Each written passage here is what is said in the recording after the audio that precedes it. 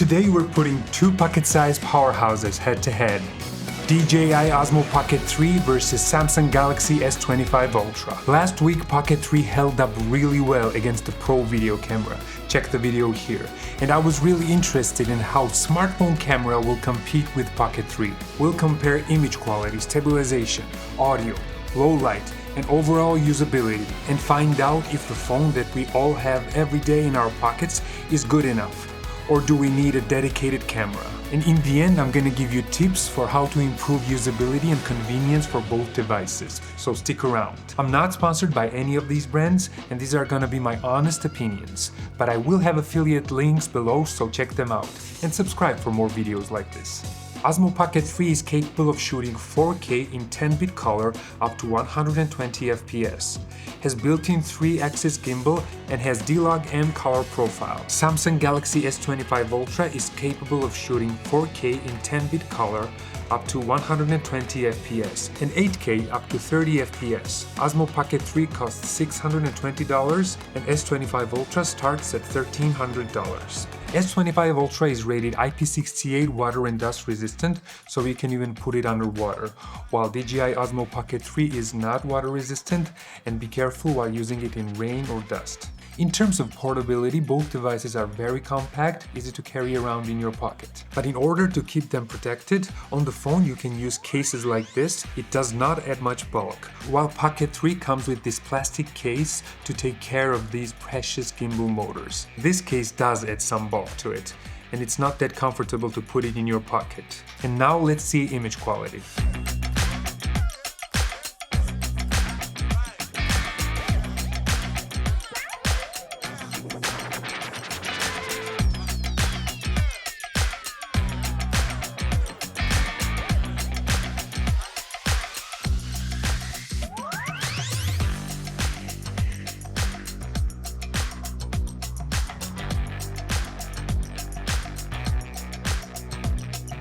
A lot of people will probably use these devices for vlogging. Let's see how they perform. Now we're using log profiles for both of these. D-Log for DJI Osmo Pocket 3 and Samsung Log for Samsung. On DJI Osmo Pocket 3, it's basically straightforward. You just click the joystick 3 times and camera turns towards you, and you have face tracking and everything, and it's very easy. On the phone, on the other hand, now I'm using the primary camera, which is the best quality out of all the cameras that it has. But downside is that first, I think it's a bit too tight for vlogging like this. Second downside is that you can't actually see the screen now. So I'm basically doing this blindly, and if I'm off the center or something, I apologize for that, but I can't see it. But I think you can look at it as a benefit for Samsung, because you have different lenses and you can get different looks from it. Now I'm using wide camera on Samsung. I think this is more vloggy look, even though I still can't see it. I think this is gonna look better for vlogging. But downside is that this camera is not as good as the main camera. Especially you'll see it in low light and dynamic range. And now I'm using front-facing camera on Samsung Galaxy S25 Ultra, and I can see myself finally, and I can frame myself properly. In good lighting conditions, I think this camera looks quite good. I must say that vlogging on front-facing camera on Samsung is way more convenient for me, and I think this is the main advantage of DJI Osmo Pocket 3, because you have this great 1-inch sensor, and you triple click it, and you film whatever you want, and then triple click it again, and vlog, and look at yourself. It's great. Now let's compare stabilization. S25 Ultra stabilization is great, but you will get the flickering sometimes, especially in low light because of the software stabilization. With mechanical stabilization on Osmo Pocket 3, you don't get that. It looks amazing.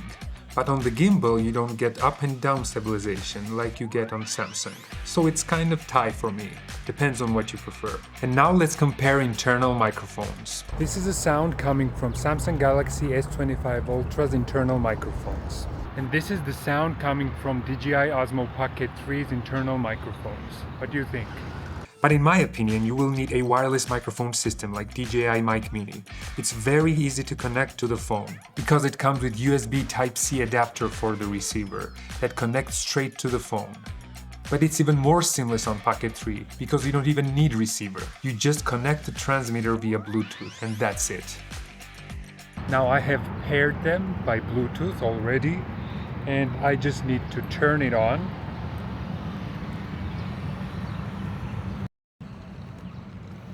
And now it's connected and now you're hearing the sound coming from DJI Mic Mini. It's so easy and so seamless.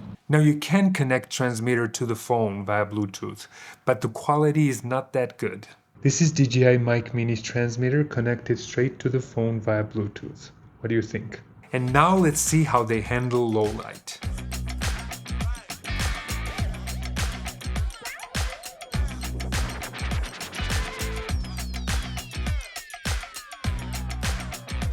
Now I'm using log profiles on both. I'm not using low light mode on DJI Osmo Pocket 3. And here on Samsung, I'm using main camera. I can't see myself now. And this is supposed to be the best camera for low light. But let's try out different cameras. And now you're looking at wide angle camera on Samsung Galaxy S25 Ultra. And now I'm using normal color modes on both cameras.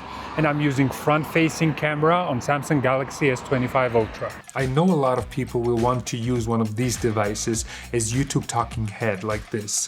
So let's see how they look.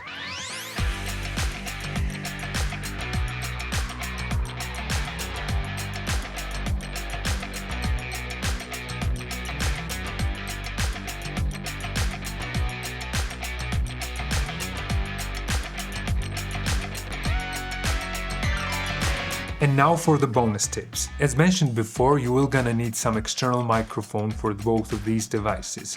I would suggest something like this DJI Mic Mini. These will drastically improve your audio quality, thus improving your production value. On Osmo Pocket 3, I would suggest using DJI Mimo app. I find it way easier to dial settings from the app. Even monitor yourself from far away, so it's very useful. Also, I'd suggest some kind of small tripod because sometimes you want to put your camera down and there's no way of putting it straight on the surface. For extra money, you can get a creator combo which includes mini tripod and also battery grip and wide lens adapter. There are different kinds of kits online, so check them out and see what you prefer. On Samsung Galaxy S25 Ultra, I would suggest some kind of phone cage. It makes it easier to attach external hard drive, mic, and even side handle. Primarily, it's a smartphone, so you will need to rig it up a bit to make most of it. I made a whole video about mobile filmmaking accessories, and you can check it out here. Overall, both are great devices, capable of shooting great videos. If you want slightly better dynamic range, better low light, bigger sensor, face tracking, and just dedicated camera, then get Osmo Pocket 3. I personally prefer shooting on dedicated camera, because on the phone you get messages, notifications, calls, spams, etc. And having a separate camera helps me focus more on the shoot. But if you want all-in-one device that is very convenient, is able to shoot 8K video, and you can put it underwater and similar extreme scenarios, then S25 Ultra is a great solution. Which one do you prefer? Let me know in the comments. And click here if you want to see mobile filmmaking accessories video, and click here if you want to see Pocket 3 versus Sony ZV-E10 Mark II. Thank you for watching and subscribe for more.